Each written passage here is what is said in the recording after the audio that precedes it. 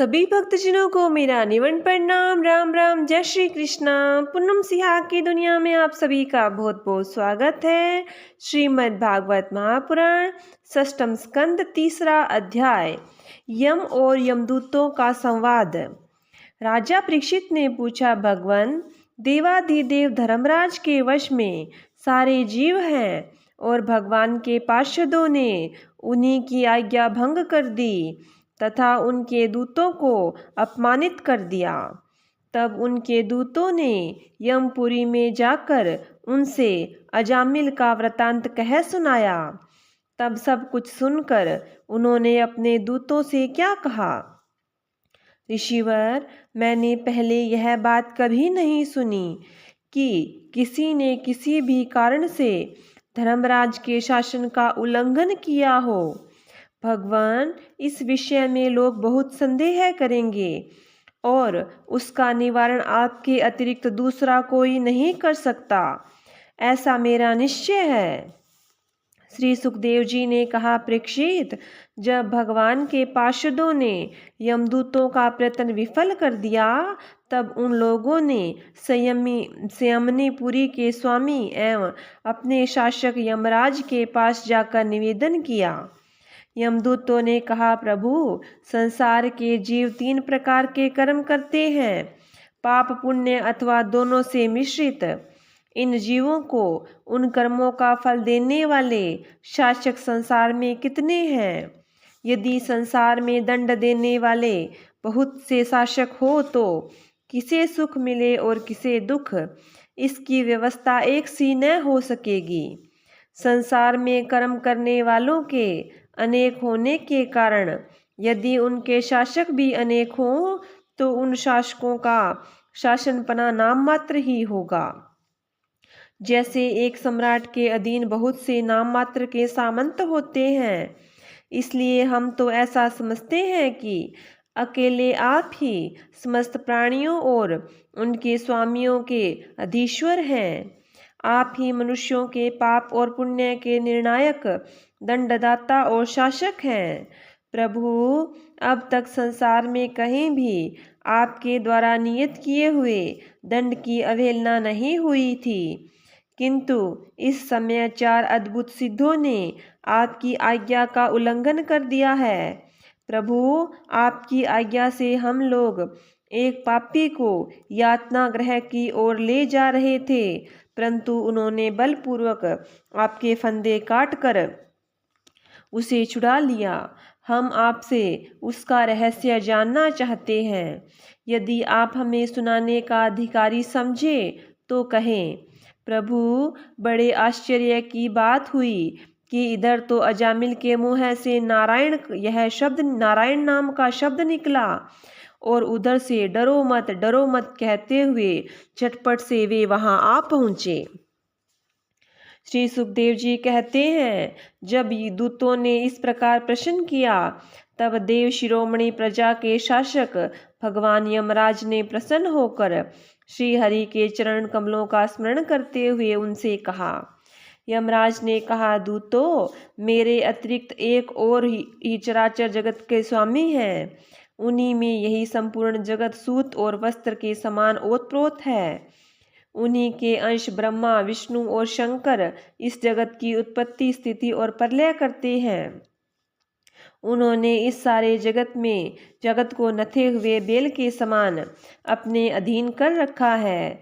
मेरे प्यारे दूतों, जैसे किसान अपने बेल को पहले छोटी छोटी रस्सियों में बांधकर फिर उन रस्सियों को एक बड़ी आड़ी रस्सी में बांध देता है, वैसे ही जगदीश्वर भगवान ने भी ब्राह्मण आदि वर्ण और ब्रह्मचार्य आदि आश्रम रूप छोटी छोटी नाम की रस्सियों में बांधकर फिर सब नामों को देववाणी रूप बड़ी रस्सी में बांध रखा है। इस प्रकार सारे जीव नाम और कर्म रूप बंधन में बंधे हुए भयभीत होकर उन्हें ही अपना सर्वस्व भेंट कर रहे हैं। दूतों, मैं इंद्र, निरति, वरुण, चंद्रमा, अग्नि, शंकर, वायु, सूर्य, ब्रह्मा, 12 आदित्य, विश्व देवता, आठों वसु, साध्य, 49 मरुत, सिद्ध, 11 रुद्र, रजोगुण एवं तमोगुण से रहित भृगु आदि प्रजापति और बड़े बड़े देवता सब के सब सत्व प्रधान होने पर भी उनकी माया के अधीन हैं तथा भगवान कब क्या किस रूप में करना चाहते हैं इस बात को कोई नहीं जानते। एक दूसरे की तो बात ही क्या है। दूतों, जिस प्रकार घटपट आदि रूपवान पदार्थ अपने प्रकाशक नेत्र को नहीं देख सकते, वैसे ही अंतःकरण में अपने साक्षी रूप से स्थित परमात्मा को कोई भी प्राणी इंद्रिय, मन, प्राण, हृदय और वाणी आदि किसी भी साधन के द्वारा नहीं जान सकता। वे प्रभु सबके स्वामी और स्वयं परम स्वतंत्र हैं। उन्हीं मायापति पुरुषोत्तम के दूत उन्हीं के समान परम मनोहर रूप, गुण और स्वभाव से संपन्न होकर इस लोक में प्राय विचरण किया करते हैं। विष्णु भगवान के सुरपूजित एवं परम अलौकिक पार्षदों का दर्शन बड़ा दुर्लभ है। वे भगवान के भक्तजनों को उनके शत्रुओं से, मुझसे और अग्नि आदि सब विपत्तियों से सर्वथा सुरक्षित रखते हैं। स्वयं भगवान ने ही धर्म की मर्यादा का निर्माण किया है। उसे न तो ऋषि जानते हैं और न देवता या सिद्धगण ही। ऐसी स्थिति में मनुष्य, विद्याधर, चारण और असुर आदि तो जान ही कैसे सकते हैं।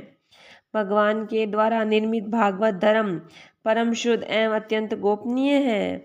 उसे जानना बहुत ही कठिन है। जो उसे जान लेता है वह भगवत स्वरूप को प्राप्त हो जाता है। दूतों, भागवत धर्म का रहस्य हम 12 व्यक्ति ही जानते हैं। ब्रह्मा जी, देव ऋषि नारद, भगवान शंकर, सनत कुमार, कपिल देव, शंभु मनु, प्रहलाद, जनक, भीष्म पितामह, बलि, सुखदेव जी और मैं धर्मराज। इस जगत में जीवों के लिए बस यही सबसे बड़ा कर्तव्य परम धर्म है कि वे नाम कीर्तन आदि उपायों से भगवान के चरणों में भक्ति भाव प्राप्त कर ले। प्रिय दूतों, भगवान के नामोच्चारण की महिमा तो देखो। अजामिल जैसा पापी भी एक बार नाम उच्चारण करने मात्र से मृत्युपाश से छुटकारा पा गया। भगवान के गुण, लीला और नामों का भली भांति कीर्तन मनुष्य के पापों का सर्वथा विनाश कर दे। यह कोई उसका बहुत बड़ा फल नहीं है, क्योंकि अत्यंत पापी अजामिल ने मरने के समय चंचल चित्त से अपने पुत्र का नाम नारायण उच्चारण किया। इस नाम भास मात्र से ही उसके सारे पाप तो क्षीण हो ही गए, मुक्ति की प्राप्ति भी हो गई। बड़े बड़े विद्वानों की बुद्धि कभी भगवान की माया से मोहित हो जाती है।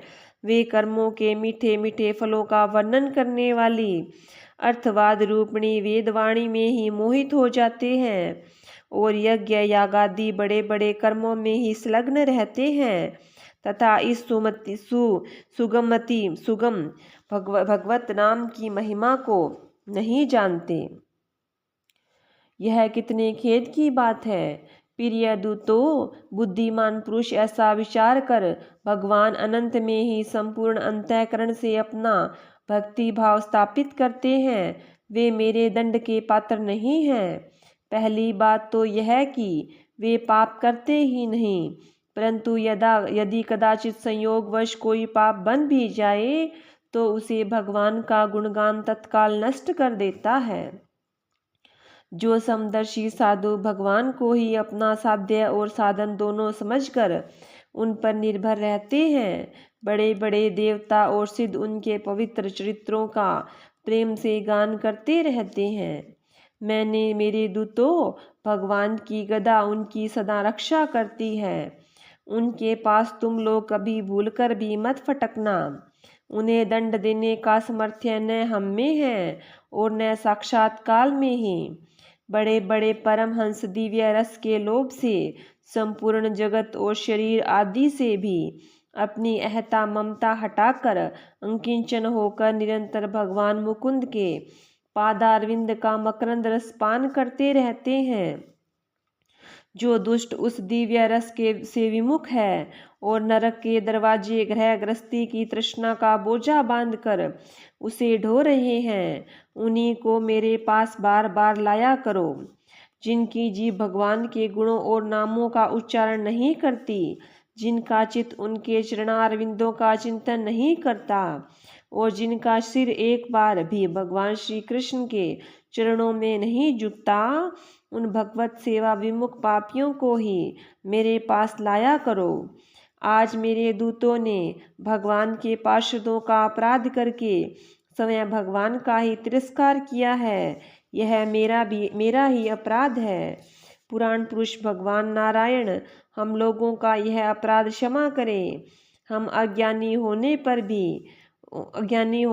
भी हैं उनके निजजन और उनकी आज्ञा पाने के लिए अंजलि बांधकर सदा उत्सुक रहते हैं।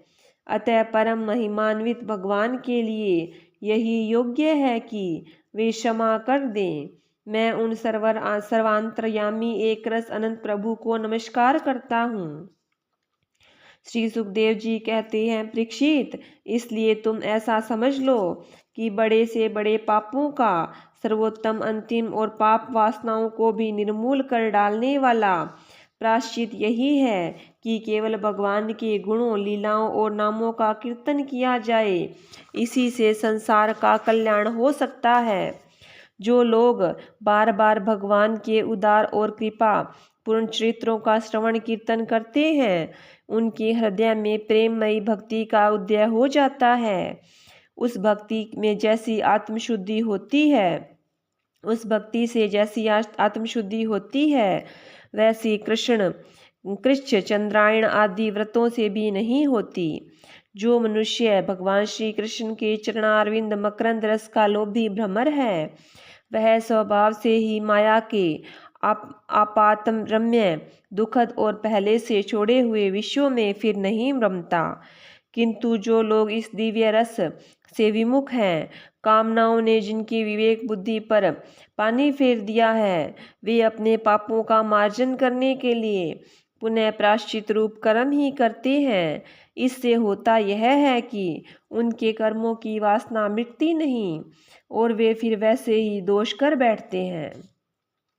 परीक्षित, जब यमदूतों ने अपने स्वामी धर्मराज के मुख से इस प्रकार भगवान की महिमा सुनी और उसका स्मरण किया, तब उनके आश्चर्य की सीमा न रही।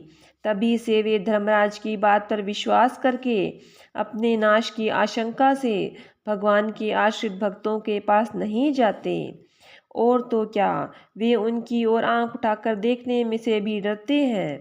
प्रिय परीक्षित, इस इतिहास परम गोपनीय अत्यंत रहस्य यह इतिहास परम गोपनीय अत्यंत रहस्य है। मल्य पर्वत पर विराजमान भगवान अगस्त्य जी ने श्री हरि की पूजा करते समय मुझे यह सुनाया था। चौथा अध्याय, दक्ष के द्वारा भगवान की स्तुति और भगवान का प्रादुर्भाव।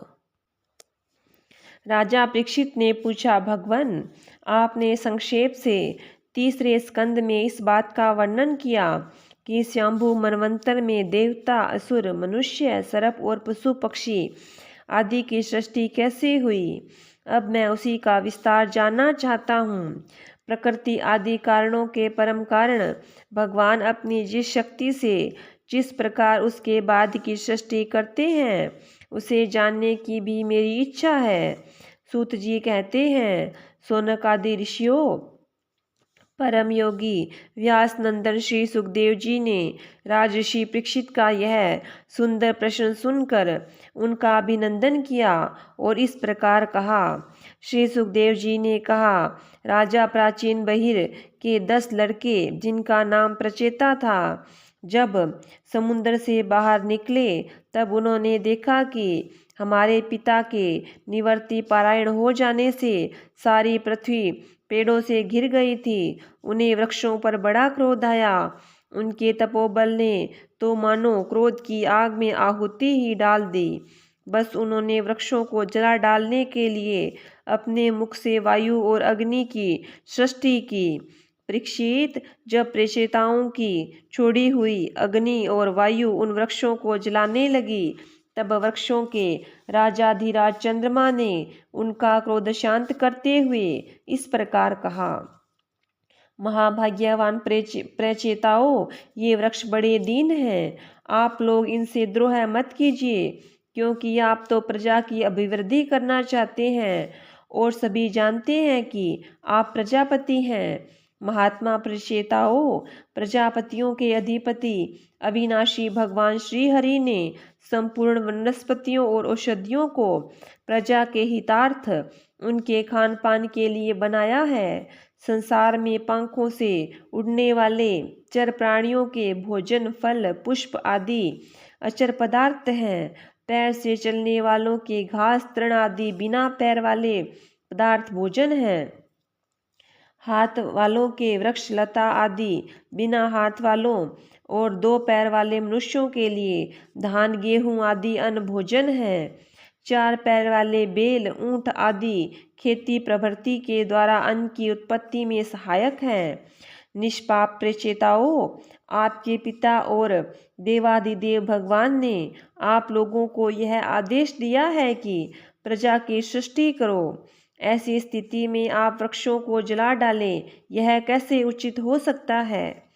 आप लोग अपना क्रोध शांत करें और अपने पिता पितामह प्रपितामह आदि के द्वारा सेवित सत्पुरुषों के मार्ग का अनुसरण करें। जैसे माँ बाप बालकों की पलकें, नेत्रों की, पति पत्नी की, गृहस्थ भिक्षुकों की और ज्ञानी अज्ञानियों की रक्षा करते हैं और उनका हित चाहते हैं, वैसे ही प्रजा की रक्षा और हित का उत्तरदायी राजा होता है। प्रचेताओं, समस्त प्राणियों के हृदय में सर्वशक्तिमान भगवान आत्मा के रूप में विराजमान है। इसलिए आप लोग सभी को भगवान का निवास स्थान समझें। यदि आप ऐसा करेंगे तो भगवान को प्रसन्न कर लेंगे। जो पुरुष हृदय के उबलते हुए भयंकर क्रोध को आत्मविचार के द्वारा शरीर में ही शांत कर लेता है, वह बाहर नहीं निकलने देता। वह कालक्रम से तीनों गुणों पर विजय प्राप्त कर लेता है। प्रचेताओं, इन दीनहीन वृक्षों को और न जलाइए। जो कुछ बच रहे हैं उनकी रक्षा कीजिए, इससे आपका भी कल्याण होगा। इस श्रेष्ठ कन्या का पालन इन वृक्षों ने ही किया है। इन्हें आप लोग पत्नी के रूप में स्वीकार कीजिए। परीक्षित, वनस्पतियों के राजा चंद्रमा ने प्रचेताओं को इस प्रकार समझा बुझाकर उन्हें परमलोचा अप्सरा की सुंदरी कन्या दे दी और वे वहां से चले गए। प्रचेताओं ने धर्मानुसार उनका पानी ग्रहण किया।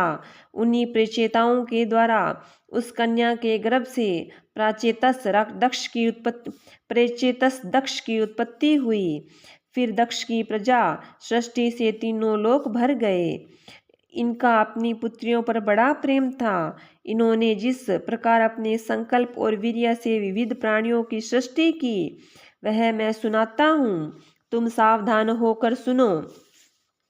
परीक्षित, पहले प्रजापति दक्ष ने जल, थल और आकाश में रहने वाले देवता, असुर और मनुष्य आदि प्रजा की सृष्टि अपने संकल्प से ही की। जब उन्होंने देखा कि यह सृष्टि बढ़ नहीं रही, तब उन्होंने विंध्याचल के निकटवर्ती पर्वतों पर जाकर बड़ी घोर तपस्या की। वहाँ एक अत्यंत श्रेष्ठ तीर्थ है, उसका नाम है अघमर्षण। वह सारे पापों को धो बहाता है। प्रजापति दक्ष उस तीर्थ में त्रिकाल स्नान करके तपस्या के द्वारा भगवान की आराधना करते।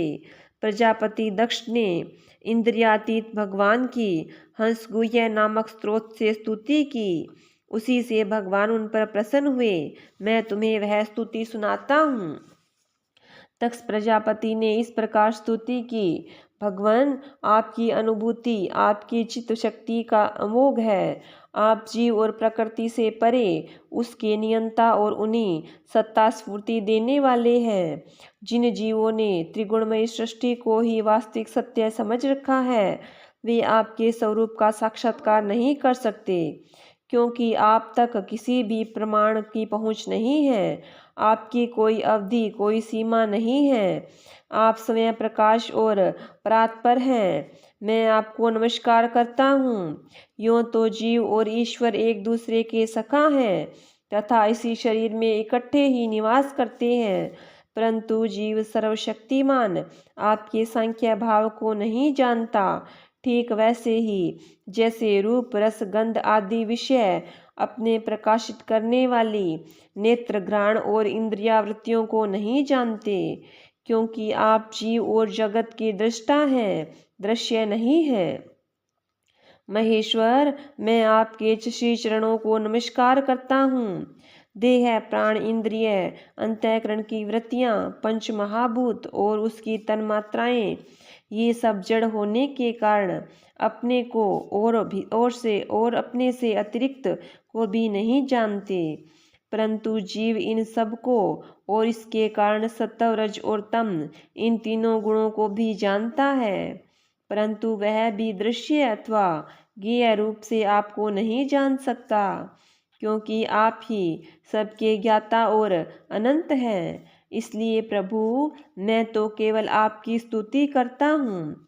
जब समाधि काल में प्रमाण, विकल्प और विपर्य रूप विविध ज्ञान और स्मरण शक्ति का लोप हो जाने से इस नाम रूपात्मक जगत का निरूपण करने वाला मन उपरत हो गया है, उस समय बिना मन के भी केवल सच्चिदानंदमयी अपनी स्वरूप स्थिति के द्वारा आप प्रकाशित होते रहते हैं।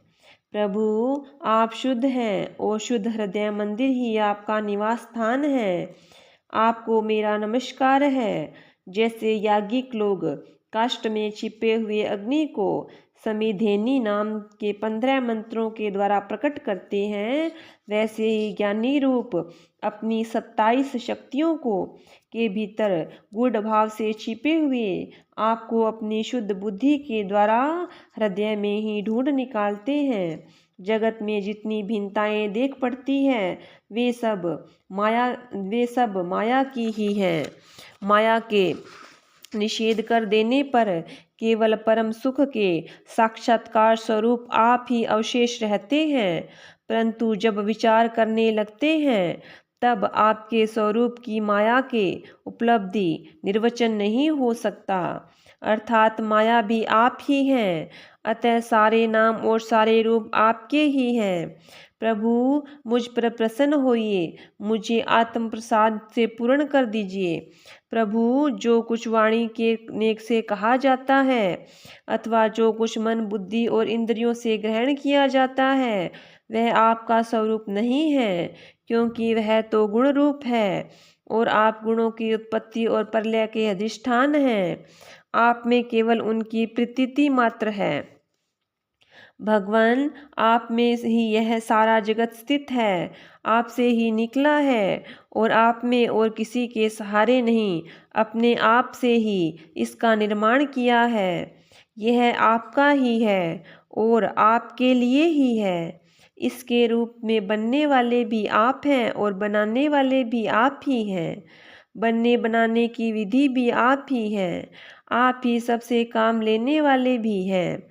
जब कार्य और कारण का भेद नहीं था, तब भी आप स्वयं सिद्ध स्वरूप में स्थित थे। इसी से आप सबके कारण भी हैं। सच्ची बात तो यह है कि आप जीव जगत के भेद और स्वगत भेद से सर्वथा रहित एक अद्वितीय आप स्वयं ब्रह्म हैं। आप मुझ पर प्रसन्न हो। प्रभु, आपकी ही शक्तियाँ वादी प्रतिवादियों के विवाद और संवाद का विषय होती है और उन्हें बार बार में मोह में डाल देती है। आप अनंत अप्राकृत कल्याण गुणगानों से युक्त एवं स्वयं अनंत हैं। मैं आपको नमस्कार करता हूँ।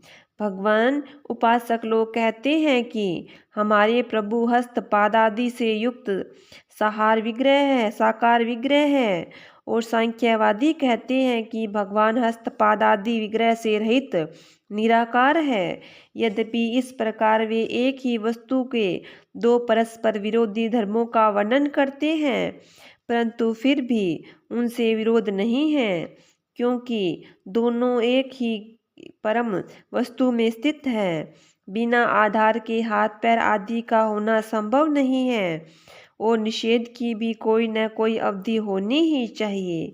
आप वही आधार और निषेध की अवधि हैं। इसलिए आप साकार निराकार दोनों से ही अविरुद्ध समप्रब्रह्म हैं। प्रभु, आप अनंत हैं। आपका न तो कोई प्राकृत नाम है न कोई प्राकृत रूप। फिर भी जो आपके चरण कमलों का भजन करते हैं उन पर अनुग्रह करने के लिए आप अनेक रूपों में प्रकट होकर अनेकों लीलाएं करते हैं तथा उन रूपों एवं लीलाओं के अनुसार अनेकों नाम धारण कर लेते हैं।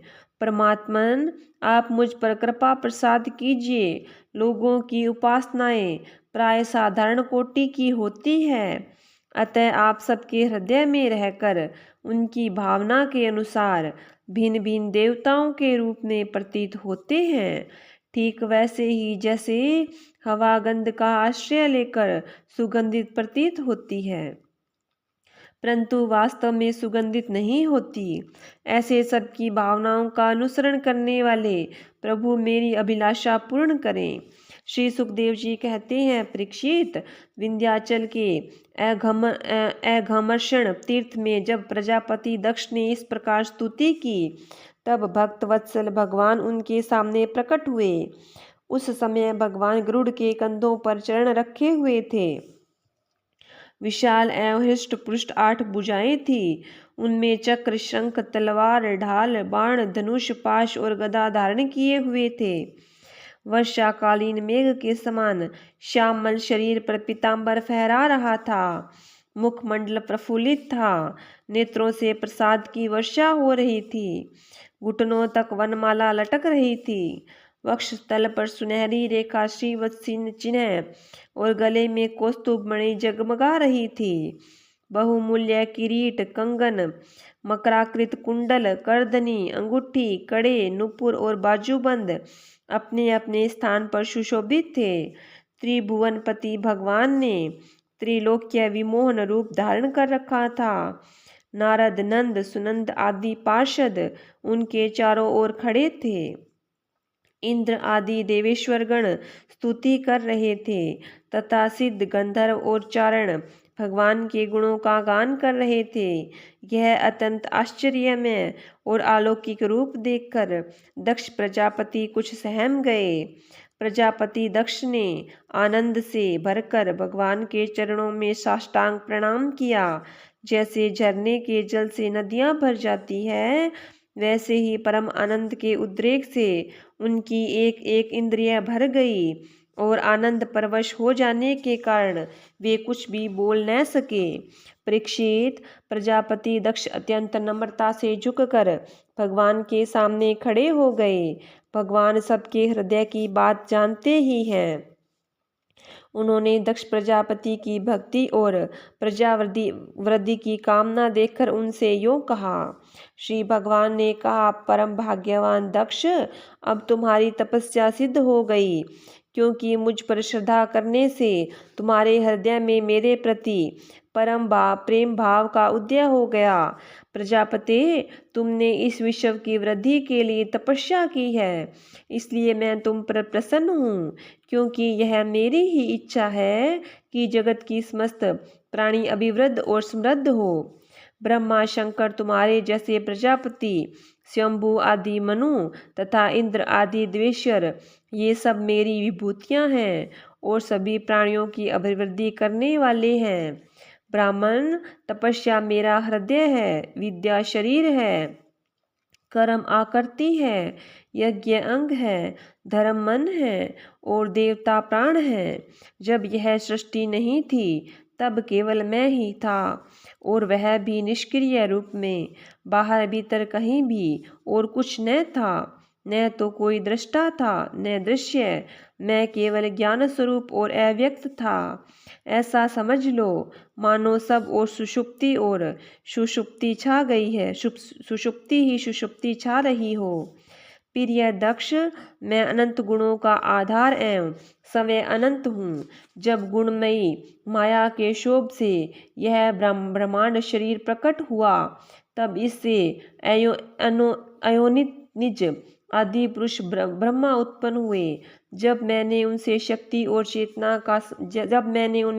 और चेतना का संचार किया, तब देव श्रोमणी ब्रह्मा सृष्टि करने के लिए उद्यत हुए, परंतु उन्होंने अपने को सृष्टि कार्य में असमर्थ सा पाया। उस समय मैंने उन्हें आज्ञा दी कि तप करो। तब उन्होंने घोर तपस्या की और उस तपस्या के प्रभाव से पहल तुम 9 प्रजापतियों की सृष्टि की। फिर यह दक्ष, देखो यह पंचजन प्रजापति की कन्या असिकी है, इसे तुम अपनी पत्नी के रूप में ग्रहण करो। तब तुम गृहस्थोचित स्त्री सहवास रूप धर्म को स्वीकार करो। यह असिकी भी उसी धर्म को स्वीकार करेगी। तब तुम सबके उसके द्वारा बहुत सी प्रजा उत्पन्न कर सकोगे। प्रजापते, अब तक मानसी सृष्टि होती थी, परंतु अब तुम्हारे बाद सारी प्रजा मेरी माया से स्त्री पुरुष के संयोग से ही उत्पन्न होगी तथा मेरी सेवा में तत्पर रहेगी। श्री सुखदेव जी कहते हैं, विश्व के जीवन दाता भगवान श्री हरि यह कहकर दक्ष के सामने ही इस प्रकार अंतर्धान हो गए, जैसे स्वप्न में देखी हुई वस्तु स्वप्न टूटते ही लुप्त हो जाती है। 5वां अध्याय। श्री नारद जी के उपदेश से दक्ष पुत्रों की विरक्ति तथा नारद जी को दक्ष का श्राप। श्री सुखदेव जी कहते हैं, परीक्षित, भगवान के शक्ति संचार से दक्ष प्रजापति परम समर्थ हो गए। उन्होंने पंचजन्य की पुत्री असिकी से हर्यश्व नाम के 10,000 पुत्र उत्पन्न किए। राजन, दक्ष के ये सभी पुत्र एक आचरण व एक स्वभाव के थे। जब उनके पिता दक्ष ने उन्हें संतान उत्पन्न करने की आज्ञा दी, तब वे तपस्या करने के विचार से पश्चिम दिशा की ओर गए। पश्चिम दिशा में सिंधु नदी और समुद्र के संगम पर नारायण सर नाम का एक महान तीर्थ है। वहाँ बड़े बड़े मुनि और सिद्ध पुरुष वहाँ निवास करते हैं। नारायण सर में स्नान करते ही हर्यश्वों के अंतःकरण शुद्ध हो गए। उनकी बुद्धि भागवत धर्म में लग गई थी। फिर भी अपने पिता दक्ष की आज्ञा में बंधे होने के कारण वे उग्र तपस्या ही करते रहे। जब देवर्षि नारद जी ने देखा कि भागवत धर्म में रुचि होने पर भी ये प्रजा वृद्धि के लिए ही तत्पर हैं, तब उन्होंने उसके पास आकर कहा, अरे हर्यश्वो, तुम प्रजापति हो तो क्या हुआ? वास्तव में तुम लोग मूर्ख ही हो। बतलाओ तो, जब तुम लोगों ने पृथ्वी का अंत ही नहीं देखा, तब सृष्टि कैसे करोगे? बड़े खेद की बात है। देखो, एक ऐसा देश है जिसमें एक ही पुरुष है, एक ऐसा बिल है जिससे बाहर निकलने का रास्ता ही नहीं है, एक ऐसी स्त्री है जो बहुरूपणी है, एक ऐसा पुरुष है जो व्यभिचारिणी का पति है, एक ऐसी नदी है जो आगे पीछे दोनों ओर बहती है, एक ऐसा विचित्र घर है जो 25 पदार्थों से बना है, एक ऐसा हंस है जिसकी कहानी बड़ी विचित्र है, एक ऐसा चक्र है जो छुरे और वज्र से बना हुआ है और अपने आप घूमता रहता है। मूर्ख हर्यश्वो, जब तक तुम लोग अपने सर्वज्ञ पिता के उचित आदेश को समझ नहीं लोगे और इन उपयुक्त वस्तुओं को देख नहीं लोगे, तब तक उनकी आज्ञा अनुसार सृष्टि कैसे कर सकोगे? श्री सुखदेव जी कहते हैं, परीक्षित, हर्यश्व जन्म से ही बड़े बुद्धिमान थे। वे देवर्षि नारद की यह पहेली और गूढ़ वचन सुनकर अपनी बुद्धि से स्वयं ही विचार करने लगे। देवर्षि नारद का कहना तो सच है।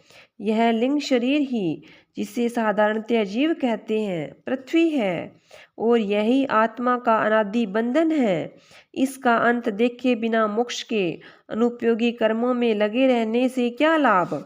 सचमुच ईश्वर एक ही है। वह जागृत आदि तीनों अवस्थाओं में और उनके अभिमानियों में अभिमानियों से भिन्न उनका साक्षी तुर्य है। वही सबका आश्रय है, परंतु उसका आश्रय कोई नहीं है। वही भगवान है। उस प्रकृति आदि से अतीत नित्य मुक्त परमात्मा को देखे बिना भगवान के प्रति असमर्पित कर्मों से जीव को क्या लाभ।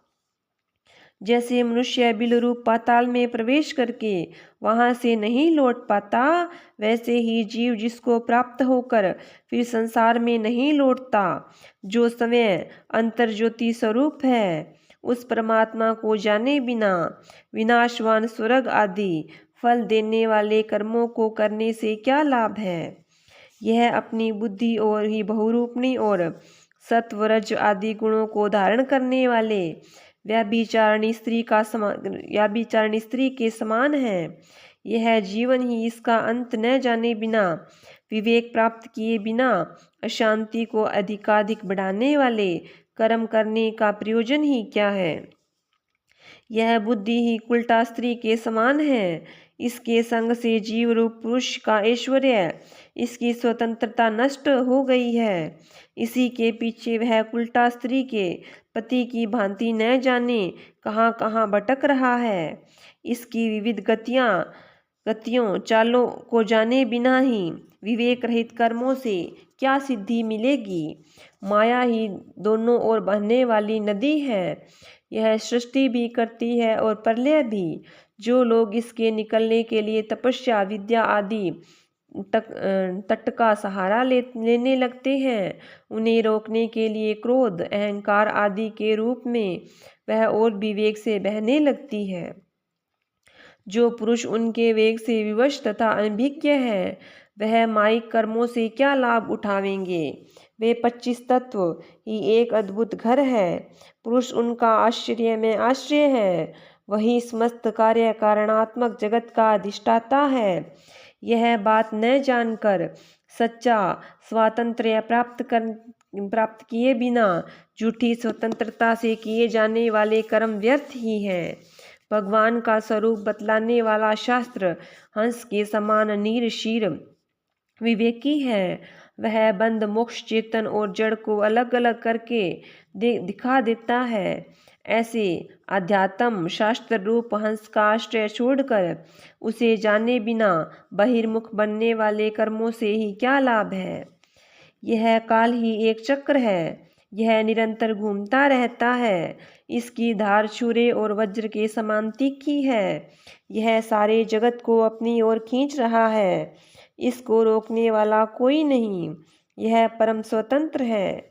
यह बात न जानकर कर्मों के फल को नित्य समझकर जो लोग सकाम भाव से उसका अनुष्ठान करते हैं, उन्हें उन अनित्य कर्मों से क्या लाभ होगा। शास्त्र ही पिता है, क्योंकि दूसरा जन्म शास्त्र के द्वारा ही होता है और उसका आदेश कर्मों में लगना नहीं है, उससे निवृत्त होना है। उसे जो नहीं जानता वह गुणमय शब्द आदि विषयों में पर विश्वास कर लेता है। अब वह कर्मों से निवृत्त होने की आज्ञा का पालन भला कैसे कर सकता है। परीक्षित, हर्यश्वों ने एक मत से यह निश्चय किया और नारद जी की परिक्रमा करके वे उस मोक्ष पथ के पथिक बन गए, जिस पर चलकर फिर लौटना नहीं पड़ता। इसके बाद देवऋषि नारद स्वर ब्रह्म में संगीत लहरी में अभिव्यक्त हुए भगवान श्री कृष्णचंद्र के चरण कमलों में अपने चित्त को अखंड रूप से स्थिर करके लोक लोकांतरों में विचरने लगे। परीक्षित, जब दक्ष प्रजापतियों को मालूम हुआ कि मेरे शीलवान पुत्र नारद के उपदेश से कर्तव्यच्युत हो गए हैं, तब वे शोक से व्याकुल हो गए। उन्हें बड़ा पश्चाताप हुआ। सचमुच अच्छी संतान का होना ही भी शोक का ही कारण है। ब्रह्मा जी ने दक्ष प्रजापति को बड़ी सांत्वना दी। तब उन्होंने पंचजन नंदिनी असिकी के गर्भ से 1000 पुत्र और उत्पन्न किए। उनका नाम था शबलाश्व।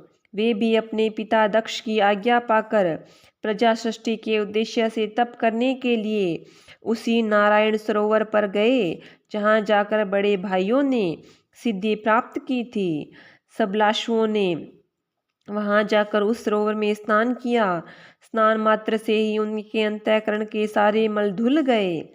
अब वे परब्रह्म स्वरूप प्रणव का जप करते हुए महान तपस्या में लग गए। कुछ महीनों तक केवल जल और कुछ महीनों तक केवल हवा पीकर ही उन्होंने हम नमस्कार पूर्वक ओंकार स्वरूप भगवान नारायण का ध्यान करते हैं और विशुद्धि चित्त में निवास करते हैं। उन सबके अंतर्यामी हैं और सर्वव्यापक एवं परमहंस स्वरूप हैं। इस मंत्र का अभ्यास करते हुए मंत्राधिपति भगवान की आराधना की। परीक्षित, इस प्रकार दक्ष के पुत्र सबलाशव प्रजा सृष्टि के लिए तपस्या में संलग्न थे। उनके पास भी देव ऋषि नारद आए और उन्होंने पहले के समान कूट वचन कहे। उन्होंने कहा, दक्ष प्रजापतियों के पुत्रों, मैं तुम लोगों को जो उपदेश देता हूँ उसे सुनो। तुम लोग तो अपने भाइयों से बड़ा प्रेम करते हो, इसलिए उनके मार्ग का अनुसंधान करो। जो धर्मज्ञ भाई अपने बड़े भाइयों के श्रेष्ठ मार्ग का अनुसरण करता है वही सच्चा भाई है। वह पुण्यवान पुरुष परलोक में मरुद गणों के साथ आनंद भोगता है। परीक्षित, सबलाशवों को इस प्रकार का उपदेश देकर देव ऋषि नारद वहां से चले गए और उन लोगों ने भी अपने भाइयों के मार्ग का ही अनुगमन किया, क्योंकि नारद जी का दर्शन कभी व्यर्थ नहीं जाता। वे उस पथ के पथिक बने जो अंतर्मुखी वृत्ति से प्राप्त होने योग्य, अत्यंत सुंदर और भगवत प्राप्ति के अनुकूल है। वे बीती हुई रात्रियों के समान न तो उस मार्ग से अब तक लौटे हैं और न आगे लौटेंगे ही। दक्ष प्रजापति ने देखा कि आजकल बहुत से अपशगुन हो रहे हैं। उनके चित्त में पुत्रों के अनिष्ट की आशंका आई। इतने में ही उन्हें मालूम हुआ कि पहले की भांति अब की बार भी नारद जी ने मेरे पुत्रों को चौपट कर दिया। उन्हें अपने पुत्रों की कर्तव्यच्युति से बड़ा शोक हुआ और वे नारद जी पर बड़े क्रोधित हुए।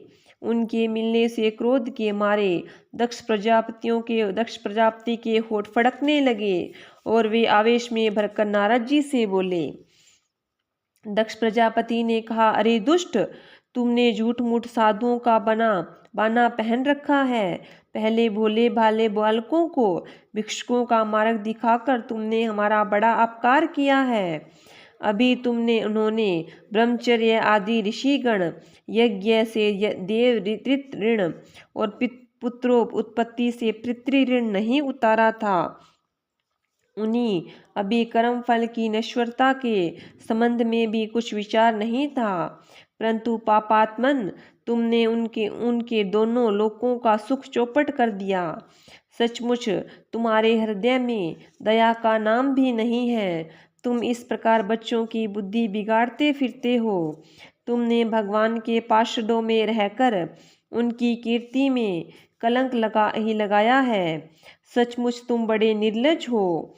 मैं जानता हूँ कि भगवान के पार्षद सदा सर्वदा दुखी प्राणियों पर दया करने के लिए व्यग्र रहते हैं, परंतु तुम तो प्रेम भाव का विनाश करने वाले हो। तुम उन लोगों से भी वैर करते हो जो किसी से वैर नहीं करते। यदि तुम ऐसा समझते हो कि वैराग्य से ही स्नेह पाश विषया शक्ति का बंधन कट सकता है, तो तुम्हारा यह विचार ठीक नहीं, क्योंकि तुम्हारे जैसे झूठ मूठ वैराग्य का सवांग भरने वाले से किसी को वैराग्य नहीं हो सकता। नारद, मनुष्य विषयों का अनुभव किए बिना उसकी कटुता नहीं जान सकता, इसलिए उनकी दुख रूपता का अनुभव होने पर समय जैसा वैराग्य होता है वैसा दूसरों के बहकाने से नहीं होता। हम लोग सद्ग्रस्त हैं, अपनी धर्म मर्यादा का पालन करते हैं। एक बार पहले भी तुमने हमारा असह्य अपकार किया था, तब हमने उसे सह लिया। तुम तो हमारी वंश परंपरा का उच्छेद करने पर उतारू हो गए हो। तुमने फिर हमारे साथ वही दुष्टता का व्यवहार किया। इसलिए मूढ़ जाओ, लोकांतर में भटकते रहो, कहीं भी तुम्हारे लिए ठहरने को ठौर न होगी। श्री सुखदेव जी कहते हैं, परीक्षित, संत शिरोमणि देवर्षि नारद ने बहुत अच्छा कहकर दक्ष का श्राप स्वीकार कर लिया। संसार में बस साधुता इसी का नाम है कि बदला लेने की शक्ति रखने पर भी दूसरों का किया हुआ अपकार सह लिया जाए। बोलिए विष्णु भगवान की जय हो। श्रीमद् भागवत महापुराण षष्ठम स्कंद 5वां अध्याय समाप्त। बोलिए कृष्ण कन्हैया लाल की जय हो।